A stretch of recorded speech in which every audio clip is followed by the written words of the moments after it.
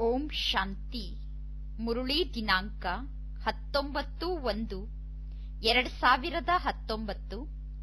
ಶಿವ್ ಭಗವಾನ್ watch. ಮಧುರ ಮಕ್ಕಳೇ, ನೆನಪಿನ ಯಾತ್ರೆಯೇ ಮುಖ್ಯ ಆಗಿದೆ. ಪರಮಾತ್ಮ ತಂದೆಯ ನೆನಪಿನಿಂದ ಆಯಸ್ಸು ವೃದ್ಧಿಯಾಗುತ್ತದೆ. ನೆನಪಿನಿಂದ ವಿಕರ್ಮ ವಿನಾಶ ಆಗುತ್ತದೆ. ನೆನಪಿನಲ್ಲಿರುವಂತವರ ಸ್ಥಿತಿ, ಮಾತು, ನಡತೆ ಬಹಳ ಫಸ್ಟ್ ಕ್ಲಾಸ್ ಆಗಿ ಇರುತ್ತದೆ. ನೆನಪೇ ಮುಖ್ಯ ಆಗಿದೆ.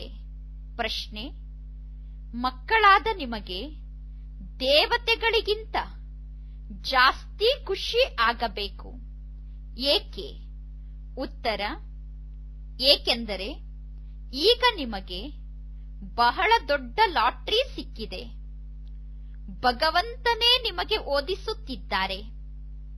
ಸತ್ಯಯುಗದಲ್ಲಿ ದೇವತೆಗಳು ದೇವತೆಗಳಿಗೆ ಓದಿಸುತ್ತಾರೆ. ಇಲ್ಲಿ ಮನುಷ್ಯರು ಮನುಷ್ಯರಿಗೆ ಓದಿಸುತ್ತಾರೆ.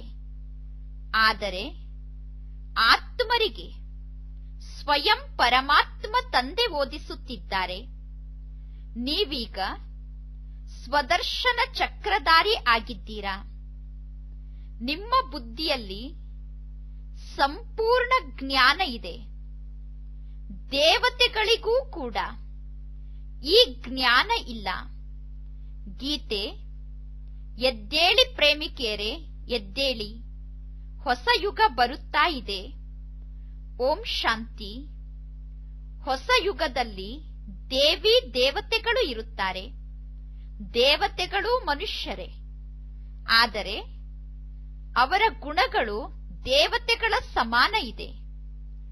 ದೇವತೆಗಳು ವೈಷ್ಣವರಾಗಿದ್ದಾರೆ, ಡಬ್ಬಲ್ ಅಹಿಂಸಕರಾಗಿದ್ದಾರೆ. ಈಗ ಮನುಷ್ಯರು ಡಬ್ಬಲ್ ಹಿಂಸಕರಾಗಿದ್ದಾರೆ, ಹೊಡೆದಾಡುತ್ತಿರುತ್ತಾರೆ, ಕಾಮವಿಕಾರಕ್ಕೆ ವಶ ಆಗುತ್ತಾರೆ. ಇದಕ್ಕೆ ಹೇಳಲಾಗುತ್ತದೆ ಮೃತ್ಯುಲೋಕ. ಈ ಮೃತ್ಯುಲೋಕದಲ್ಲಿ ವಿಕಾರಿ ಮನುಷ್ಯರು ನಿವಾಸವನ್ನು ಮಾಡುತ್ತಾರೆ. ಸತ್ಯುಗಕ್ಕೆ ದೇವಲೋಕ ಎಂದು ಕರೆಯುತ್ತೇವೆ. ಅಲ್ಲಿ ದೇವಿ ದೇವತೆಗಳು ಇರುತ್ತಾರೆ. ದೇವತೆಗಳು ಡಬ್ಬಲ್ ಅಹಿಂಸಕರಾಗಿದ್ದರು. ದೇವತೆಗಳ ರಾಜ್ಯ ಇತ್ತು. ಕಲ್ಪದ ಆಯಸ್ಸನ್ನು ಲಕ್ಷಾಂತರ ವರ್ಷ ಎಂದು ಹೇಳಿದಾಗ ದೇವತೆಗಳ ರಾಜ್ಯದ ವಿಚಾರ ಬರಲು ಸಾಧ್ಯ ಇಲ್ಲ. ಈಗಿನ ಕಾಲದ ಜನ ಕಲ್ಪದ ಆಯಸ್ಸನ್ನು ಕಡಿಮೆ ಮಾಡುತ್ತಾ ಹೋಗಿದ್ದಾರೆ. ಕೆಲವರು ಕಲ್ಪದ ಆಯಸ್ಸು 7,000 ವರ್ಷ ಎಂದು ಹೇಳುತ್ತಾರೆ. ಇನ್ನು ಕೆಲವರು ಕಲ್ಪದ ಆಯಸ್ಸು 10,000 ವರ್ಷ ಎಂದು ಹೇಳುತ್ತಾರೆ. ಈಗ ಮಕ್ಕಳಿಗೆ ಗೊತ್ತಿದೆ, ತಂದೆ ಶ್ರೇಷ್ಠಾತಿ ಶ್ರೇಷ್ಠ ಭಗವಂತ. ನಾವು ಭಗವಂತನ ಮಕ್ಕಳು, ಶಾಂತಿಧಾಮದ ನಿವಾಸಿಗಳಾಗಿದ್ದೇವೆ. ನಾವು ಮಾರ್ಗದರ್ಶಕರಾಗಿದ್ದೇವೆ. ಮಾರ್ಗವನ್ನು ತೋರಿಸುವವರು ನಾವು.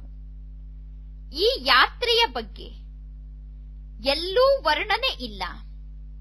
ಬಲೆ ಗೀತೆಯಲ್ಲಿ ಮನ್ಮನಾಭವ ಅನ್ನುವ ಅಕ್ಷರ ಇದೆ. ಆದರೆ ಮನ್ಮನಾಭವ ಅಂದರೆ ಅರ್ಥ ಏನಾಗಿದೆ? ನಮ್ಮನ್ನು ಆತ್ಮ ಎಂದು ತಿಳಿದುಕೊಂಡು ನಾವು ತಂದೆಯನ್ನು ನೆನಪು ಮಾಡಬೇಕು ಅನ್ನುವ ಮಾತು ಯಾರ ಬುದ್ಧಿಯಲ್ಲೂ ನೆನಪಿಗೆ ಇರುವುದಿಲ್ಲ. ಯಾವಾಗ ತಂದೆ ಬಂದು ತಿಳಿಸುತ್ತಾರೋ ಆಗ ನಿಮ್ಮ ಬುದ್ಧಿಯಲ್ಲಿ ಈ ಮಾತು ಕುಳಿತುಕೊಳ್ಳುತ್ತದೆ. ಈ ಸಮಯದಲ್ಲಿ ನೀವು ಮನುಷ್ಯರಿಂದ ದೇವತೆ ಆಗುತ್ತೀರಾ. ಮನುಷ್ಯರು ಇಲ್ಲಿದ್ದಾರೆ, ದೇವತೆಗಳು ಸತ್ಯುಗದಲ್ಲಿ ಇರುತ್ತಾರೆ. ಅವಶ್ಯವಾಗಿ ನೀವೀಗ ಮನುಷ್ಯರಿಂದ ದೇವತೆ ಆಗುತ್ತಿದ್ದೀರಾ. ಇದು ನಿಮ್ಮದು ಈಶ್ವರಿಯ ಮಿಷನ್ ಆಗಿದೆ. ನಿರಾಕಾರಿ ಪರಮಾತ್ಮ ತಂದೆಯನ್ನು ಯಾವ ಮನುಷ್ಯರೂ ಅರ್ಥ ಮಾಡಿಕೊಂಡಿಲ್ಲ. ನಿರಾಕಾರ ತಂದೆಗೆ ಕಾಲು ಕೈ ಎಲ್ಲಿಂದ ಬಂತು? ಕೃಷ್ಣನಿಗೆ ಕೈ ಕಾಲು ಎಲ್ಲವೂ ಇದೆ. ಭಕ್ತಿ ಮಾರ್ಗದಲ್ಲಿ ಎಷ್ಟೊಂದು ಶಾಸ್ತ್ರಗಳನ್ನು ರಚನೆ ಮಾಡಿದ್ದಾರೆ. ಈಗ ಮಕ್ಕಳಾದ ನಿಮ್ಮ ಬಳಿ ಬಹಳಷ್ಟು ಚಿತ್ರಗಳಿದೆ. ಚಿತ್ರದಿಂದ ನಿಮಗೆ ನೆನಪಿಗೆ ಬರುತ್ತದೆ, ಈ ಚಿತ್ರದ ಬಗ್ಗೆ ಈ ರೀತಿ ತಿಳಿಸಬೇಕು ಎಂದು. ಇನ್ನೂ ಅನೇಕ ಚಿತ್ರಗಳನ್ನು ನಿರ್ಮಾಣ ಮಾಡುತ್ತಿರುತ್ತಾರೆ. ಚಿತ್ರದಲ್ಲಿ ಮೇಲೆ ಆತ್ಮರನ್ನು ತೋರಿಸಬೇಕು. ಆತ್ಮರೇ ಆತ್ಮರು ಮೇಲಿದ್ದಾರೆ ಪರಮಧಾಮದಲ್ಲಿ ಎಂದು ತೋರಿಸಬೇಕು. ನಂತರ ಸೂಕ್ಷ್ಮವತನವನ್ನು ತೋರಿಸಬೇಕು. ಅದಕ್ಕಿಂತ ಕೆಳಗಡೆ ಮನುಷ್ಯ ಲೋಕವನ್ನು ಚಿತ್ರದಲ್ಲಿ ತೋರಿಸುತ್ತೀರಾ? ಹೇಗೆ ಮನುಷ್ಯರು ಅಂತ್ಯದಲ್ಲಿ ಬಂದು ಪುನಃ ಮತ್ತೆ ಮೇಲೆ ಹೋಗುತ್ತಾರೆ ಅನ್ನುವುದನ್ನು ಚಿತ್ರದಲ್ಲಿ ತೋರಿಸಬೇಕು. ದಿನ ಪ್ರತಿದಿನ ಕಳೆದಂತೆ ಹೊಸ ಹೊಸ ಸಂಶೋಧನೆಯನ್ನು ಚಿತ್ರದ ಬಗ್ಗೆ ನೀವು ಮಾಡುತ್ತೀರಾ. ಈಗ ಎಷ್ಟೆಲ್ಲಾ ಚಿತ್ರಗಳಿದೆ, ಅಷ್ಟು ಸೇವೆಯನ್ನು ನೀವು ಮಾಡಬೇಕು. ನಂತರ ಈ ರೀತಿ ಚಿತ್ರಗಳು ತಯಾರಾಗುತ್ತದೆ. ಆ ಚಿತ್ರವನ್ನು ನೋಡಿದ ತಕ್ಷಣ ಮನುಷ್ಯರು ಬೇಗ ಅರ್ಥ ಮಾಡಿಕೊಂಡು ಬಿಡುತ್ತಾರೆ. ವೃಕ್ಷ ಬೇಗ ಬೆಳೆಯುತ್ತಾ ಹೋಗುತ್ತದೆ. ಕಲ್ಪದ ಮೊದಲು ಯಾರು ಯಾವ ಪದವಿಯನ್ನು ಪಡೆದುಕೊಂಡಿದ್ದರೋ, ಕಲ್ಪದ ಮೊದಲು ಯಾವ ರಿಸಲ್ಟ್ ಬಂದಿತ್ತೋ, ಈಗಲೂ ಅದೇ ರಿಸಲ್ಟ್ ಬರುತ್ತದೆ. ಈ ರೀತಿ ಅಲ್ಲ, ಅಂತ್ಯದಲ್ಲಿ ಬರುವಂತವರು ಮಾಲೆಯ ಮಣಿ ಆಗಲು ಸಾಧ್ಯ ಇಲ್ಲ ಎಂದು ತಿಳಿದುಕೊಳ್ಳಬೇಡಿ. ಅಂತ್ಯದಲ್ಲಿ ಬಂದವರು ಮಾಲೆಯ ಮಣಿ ಆಗುತ್ತಾರೆ. ನವದಾ ಭಕ್ತಿಯನ್ನು ಮಾಡುವಂತವರು ಹಗಲು ರಾತ್ರಿ ಭಕ್ತಿಯನ್ನು ಮಾಡುತ್ತಿರುತ್ತಾರೆ. ಯಾರು ಹಗಲು ರಾತ್ರಿ ಭಕ್ತಿ ಮಾಡುತ್ತಾರೋ ಆಗ ಅವರಿಗೆ ಸಾಕ್ಷಾತ್ಕಾರ ಆಗುತ್ತದೆ. ಇಲ್ಲೂ ಲೇಟ್ ಆಗಿ ಬಂದರೂ ಕೂಡ ಅಂತವರು ಹುಟ್ಟಿಕೊಳ್ಳುತ್ತಾರೆ. ಹಗಲು ರಾತ್ರಿ ಪರಿಶ್ರಮ ಪಟ್ಟು ಪತಿತರಿಂದ ಪಾವನ ಆಗುತ್ತಾರೆ. ಚಾನ್ಸ್ ಎಲ್ಲರಿಗೂ ಇದೆ ಪಾವನ ಆಗಲು. ಈ ರೀತಿ ತಿಳಿದುಕೊಳ್ಳಬೇಡಿ, ಅಂತ್ಯದಲ್ಲಿ ಬಂದವರು ಹಾಗೆ ಉಳಿದುಕೊಂಡು ಬಿಡುತ್ತಾರೆ, ಅವರು ಸಂಪೂರ್ಣ ಆಗುವುದಿಲ್ಲ ಎಂದು ತಿಳಿದುಕೊಳ್ಳಬೇಡಿ. ನಾಟಕ ಇದೇ ರೀತಿ ಮಾಡಲ್ಪಟ್ಟಿದೆ. ಯಾರೂ ಹಾಗೆ ಉಳಿಯಲು ಸಾಧ್ಯ ಇಲ್ಲ. ಎಲ್ಲರಿಗೂ ನೀವು ಸಂದೇಶವನ್ನು ನೀಡಬೇಕು. ನಾಲ್ಕೂ ಕಡೆ ಇರುವ ಜನರಿಗೆ ಸಂದೇಶವನ್ನು ನೀಡಬೇಕು. ಶಾಸ್ತ್ರದಲ್ಲಿ ಒಂದು ಮಾತಿದೆ, ಎಲ್ಲರಿಗೂ ಸಂದೇಶ ತಲುಪಿತು, ಒಬ್ಬರಿಗೆ ತಲುಪಲಿಲ್ಲ. ನಂತರ ಅವರು ಕಂಪ್ಲೇಂಟ್ ಅನ್ನು ನೀಡಿದರು, ನನಗೆ ಯಾರೂ ಸಂದೇಶ ನೀಡಲಿಲ್ಲ ಎಂದು ದೂರನ್ನು ನೀಡಿದರು. ಈಗ ಈ ಚಿತ್ರಗಳನ್ನು ನೀವು ಪೇಪರ್ನಲ್ಲೂ ಹಾಕಿಸುತ್ತೀರಾ? ಈ ಚಿತ್ರವನ್ನು ನೋಡಿ ನಿಮಗೆ ನಿಮಂತ್ರಣ ಕೊಡುತ್ತಾರೆ. ಎಲ್ಲರಿಗೂ ಗೊತ್ತಾಗುತ್ತದೆ ತಂದೆ ಬಂದಿದ್ದಾರೆ ಎಂದು. ಯಾರಿಗೆ ಸಂಪೂರ್ಣ ನಿಶ್ಚಯ ಆಗುತ್ತದೆಯೋ ಅವರು ಪುರುಷಾರ್ಥದಲ್ಲಿ ಮುಂದೆ ಓಡುತ್ತಾರೆ. ನೀವು ಬಹಳಷ್ಟು ಸೇವೆ ಮಾಡಿದರೆ ನಿಮ್ಮ ಹೆಸರು ಪ್ರಸಿದ್ಧ ಆಗುತ್ತದೆ. ನವಯುಗ ಎಂದು ಸತ್ಯುಗಕ್ಕೆ ಕರೆಯಲಾಗುತ್ತದೆ. ನವಯುಗ ಅನ್ನುವ ಶಬ್ದ ಪತ್ರಿಕೆಯಲ್ಲೂ ಬರುತ್ತದೆ. ಹೇಳುತ್ತಾರೆ ಹೊಸ ದೆಹಲಿ ಎಂದು. ಆದರೆ ಹೊಸ ದೆಹಲಿಯಲ್ಲಿ ಹಳೆಯ ಕೋಟೆ, ಇಷ್ಟೆಲ್ಲ ಕೊಳಕು ಕಸ ಇರಲು ಸಾಧ್ಯ ಇಲ್ಲ. ಈಗ ಪ್ರತಿಯೊಂದು ವಸ್ತು ಕೂಡ ಈ ಜಗತ್ತಿನಲ್ಲಿ ಕೆಟ್ಟು ಹೋಗಿಬಿಟ್ಟಿದೆ. ಸತ್ಯುಗದಲ್ಲಿ ಪಂಚತತ್ವಗಳೂ ಕೂಡ ನಿಮ್ಮ ಆರ್ಡರ್ನಂತೆ ನಡೆಯುತ್ತದೆ. ಇಲ್ಲಿ ಪಂಚತತ್ವಗಳೂ ಕೂಡ ತಮೋಪ್ರಧಾನ ಆಗಿದೆ. ಸತ್ಯುಗದಲ್ಲಿ ಎಲ್ಲವೂ ಸತೋಪ್ರಧಾನ ಆಗಿರುತ್ತದೆ. ಸತ್ಯುಗದಲ್ಲಿ ಪ್ರತಿಯೊಂದು ತತ್ವದಿಂದ ನಿಮಗೆ ಸುಖ ಸಿಗುತ್ತದೆ. ಸತ್ಯುಗದಲ್ಲಿ ದುಃಖದ ಹೆಸರೂ ಕೂಡ ಇರುವುದಿಲ್ಲ. ಅದರ ಹೆಸರೇ ಸ್ವರ್ಗ ಆಗಿದೆ. ಈ ಎಲ್ಲಾ ಮಾತನ್ನು ಈಗ ನೀವು ತಿಳಿದುಕೊಂಡಿದ್ದೀರಾ. ಅವಶ್ಯವಾಗಿ ನಾವೀಗ ತಮೋಪ್ರಧಾನ ಆಗಿದ್ದೇವೆ.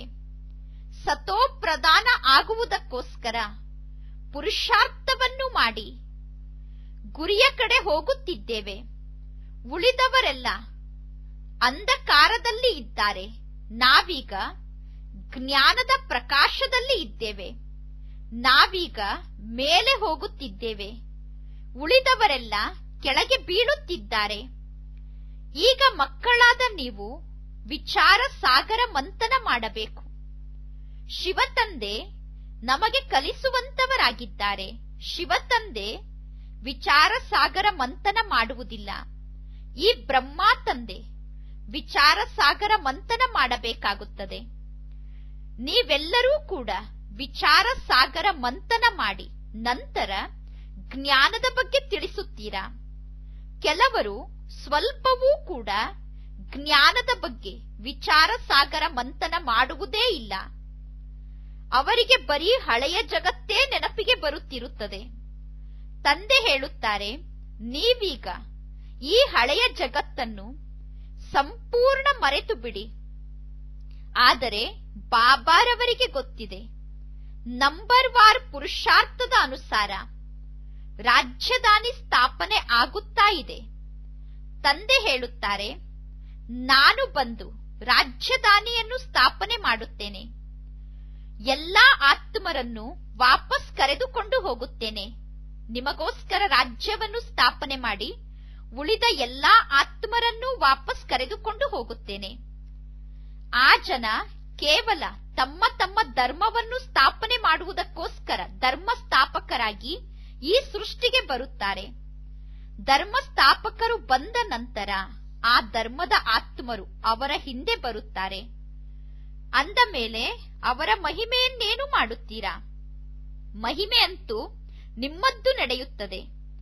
ಆದಿ ಸನಾತನ ದೇವಿ ದೇವತಾ ಧರ್ಮದ ಆತ್ಮರಿಗೆ ಹೀರೋ ಹೀರೋಯಿನ್ ಎಂದು ಕರೆಯಲಾಗುತ್ತದೆ.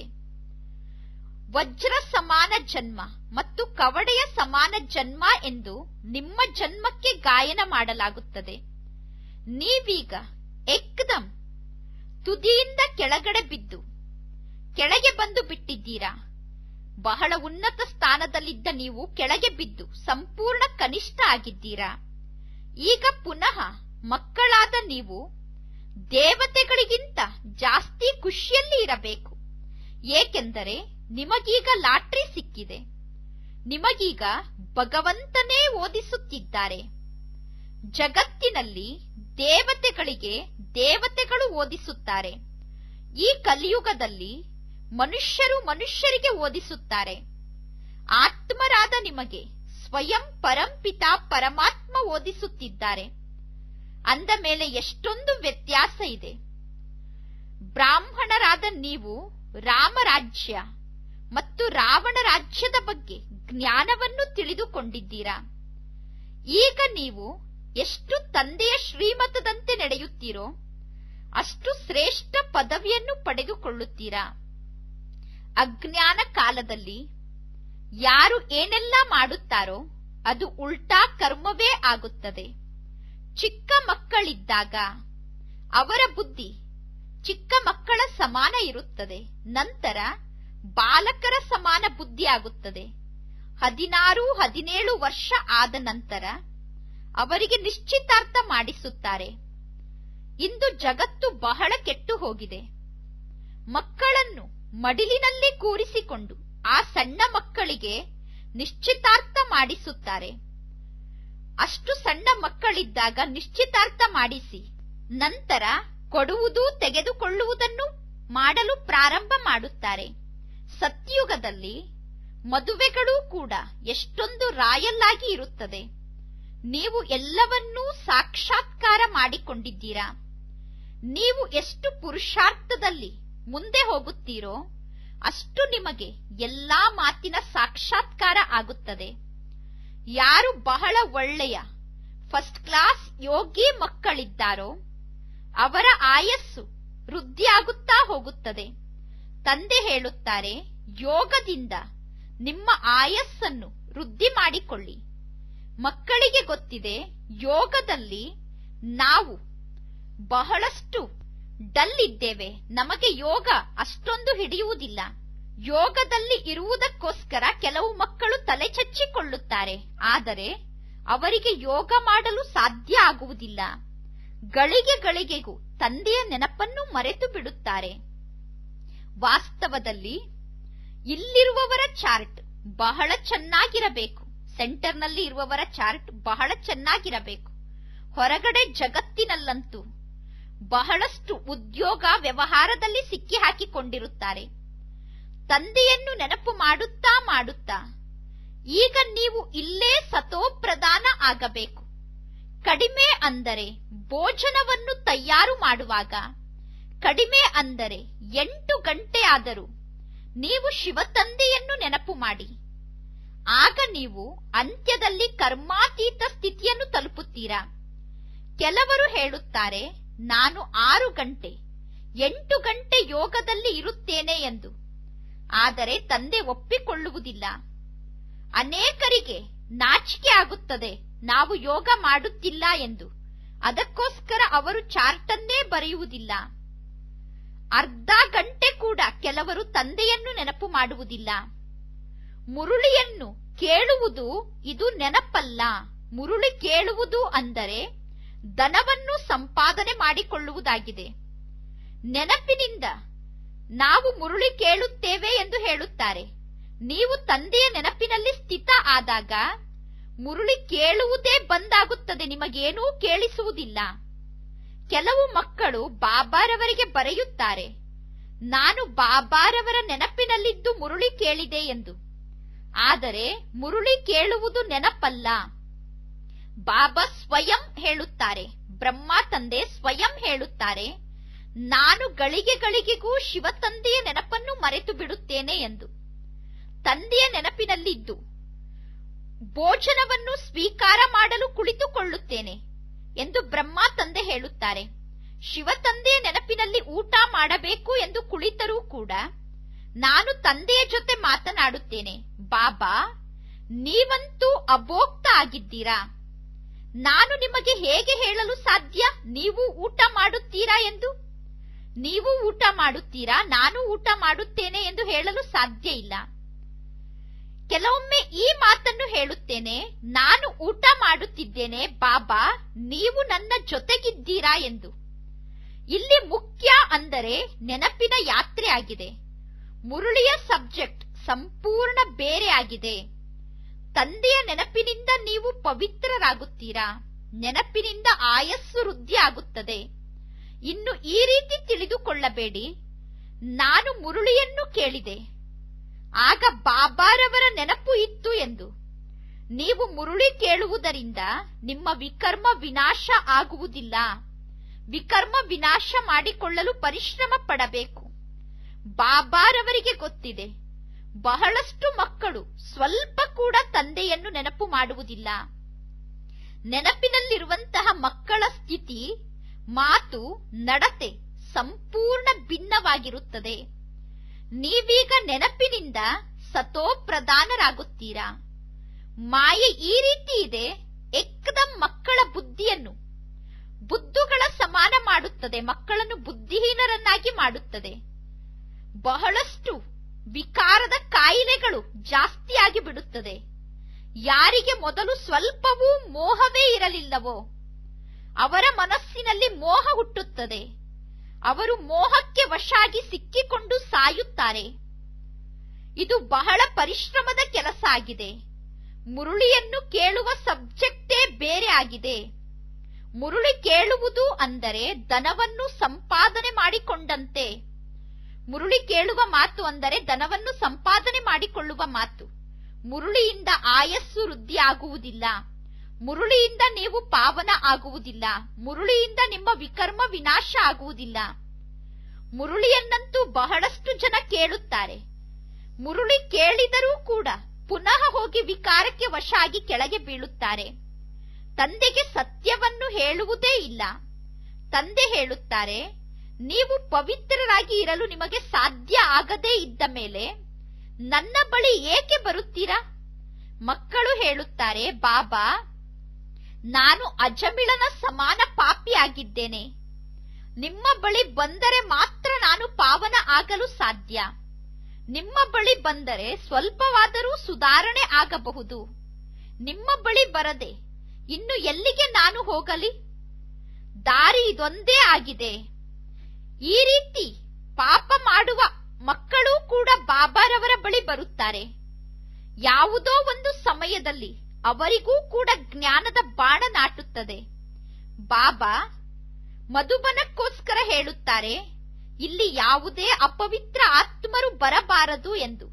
ಮಧುಬನ ಇಂದ್ರ ಸಭೆ ಆಗಿದೆ. ಈಗಲೂ ಕೂಡ ಅನೇಕ ಅಪವಿತ್ರರು ಮಧುಬನಕ್ಕೆ ಬಂದು ಕುಳಿತುಕೊಳ್ಳುತ್ತಾರೆ. ಒಂದು ಇಂತಹ ದಿನ ಬರುತ್ತದೆ, ಬಾಬಾ ಆಜ್ಞೆಯನ್ನು ನೀಡುತ್ತಾರೆ, ಯಾರು ಪವಿತ್ರರಾಗಿರುವ ಪಕ್ಕ ಪ್ರತಿಜ್ಞೆ ಮಾಡಿದ್ದಾರೋ ಅವರು ಮಾತ್ರ ಮಧುಬನಕ್ಕೆ ಬರಬಹುದು ಎಂದು. ಆಗ ಬೇರೆ ಜನ ಕೂಡ ತಿಳಿದುಕೊಳ್ಳುತ್ತಾರೆ, ಇದು ಇಂತಹ ಸಂಸ್ಥೆಯಾಗಿದೆ, ಅಪವಿತ್ರರು ಯಾರೂ ಕೂಡ ಈ ಸಂಸ್ಥೆಯ ಒಳಗೆ ಹೋಗಲು ಸಾಧ್ಯ ಇಲ್ಲ ಎಂದು. ಈಗ ಮಕ್ಕಳಾದ ನೀವು ತಿಳಿದುಕೊಂಡಿದ್ದೀರಾ ಇದು ಯಾರ ಸಭೆಯಾಗಿದೆ ಎಂದು. ನಾವು ಭಗವಂತ, ಈಶ್ವರ, ಸೋಮನಾಥ ಮತ್ತು ಬಬುಲ್ನಾಥನ ಸಮ್ಮುಖದಲ್ಲಿ ಕುಳಿತಿದ್ದೇವೆ. ಆ ತಂದೆ ನಮ್ಮನ್ನು ಪಾವನ ಮಾಡುವವರಾಗಿದ್ದಾರೆ. ಅಂತ್ಯದಲ್ಲಿ ಬಹಳಷ್ಟು ಜನ ಬರುತ್ತಾರೆ.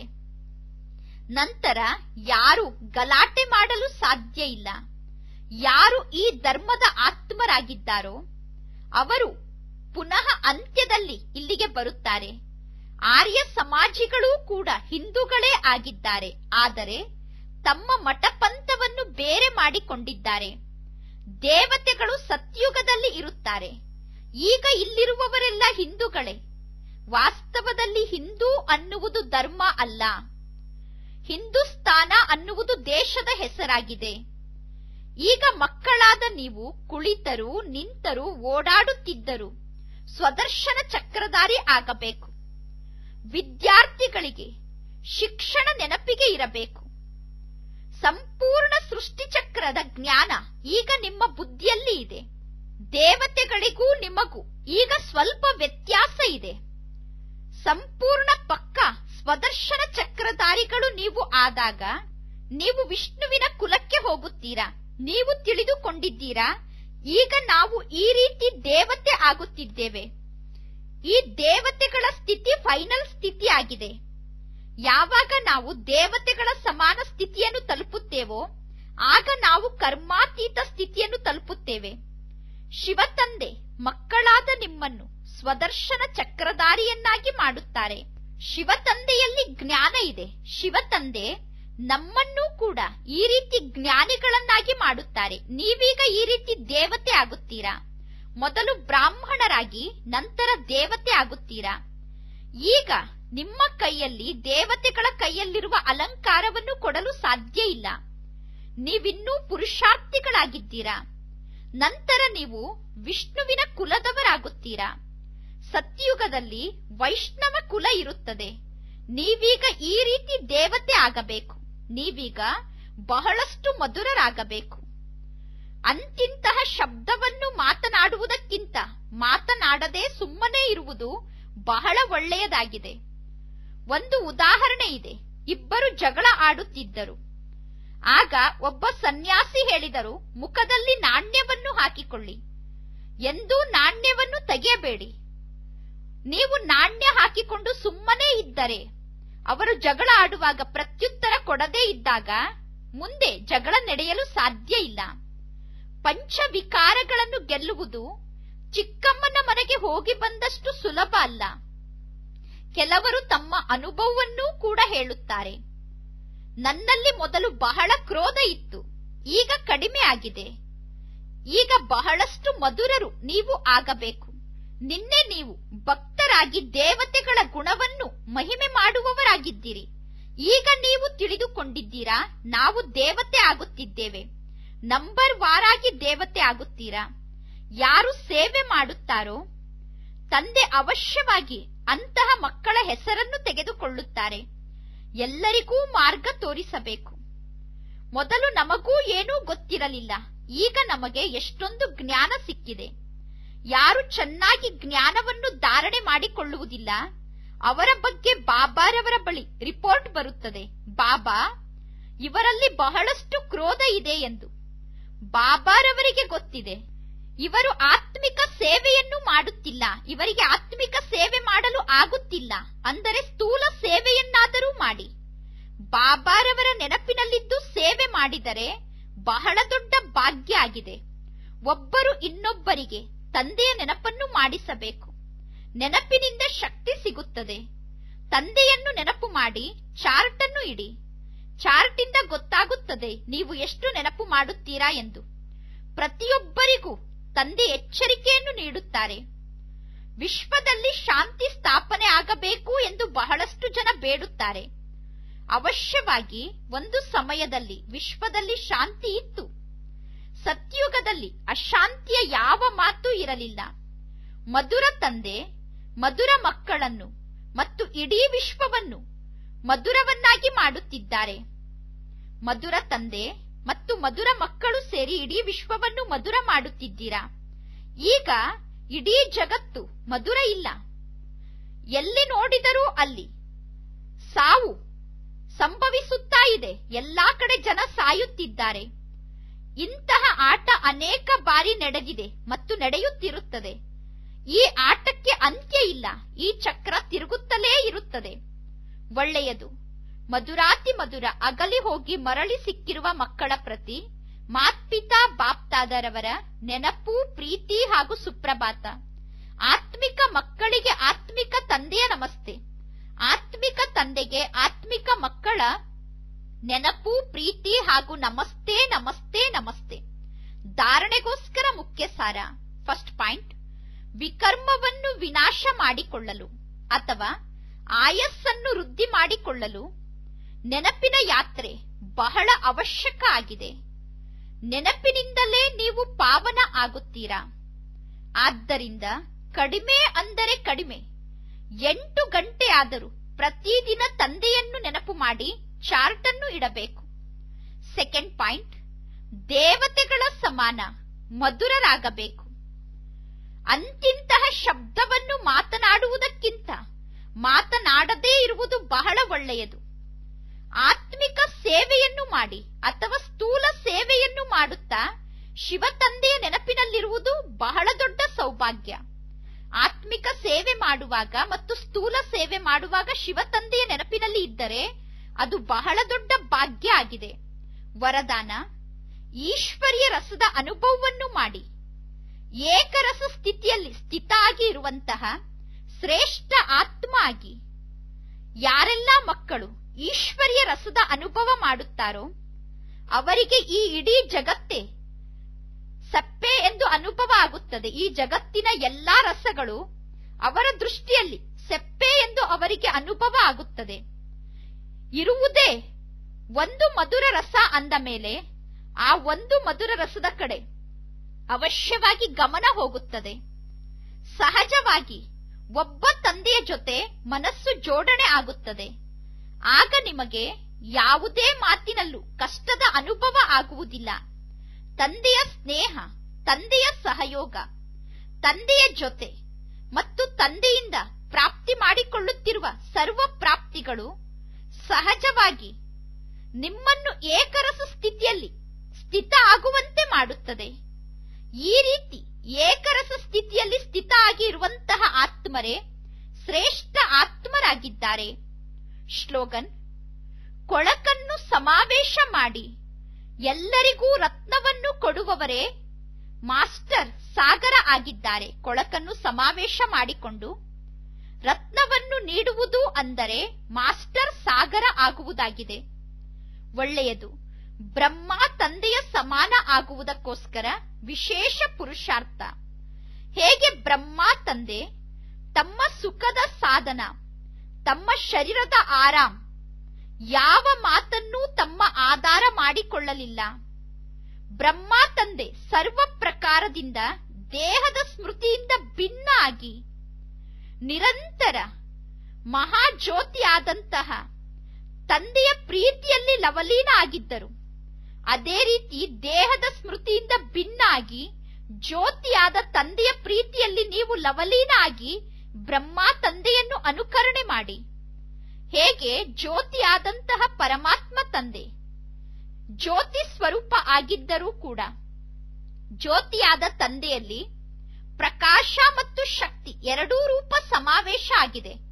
ಅದೇ ರೀತಿ ತಂದೆಯ ಸಮಾನ ನೀವು ಜ್ಯೋತಿಯಾಗಿ ನಿಮ್ಮಲ್ಲೂ ಕೂಡ ಪ್ರಕಾಶ ಮತ್ತು ಶಕ್ತಿಯ ರೂಪ ಎಲ್ಲರಿಗೂ ಕಾಣಿಸಬೇಕು. ಒಳ್ಳೆಯದು. ಓಂ ಶಾಂತಿ.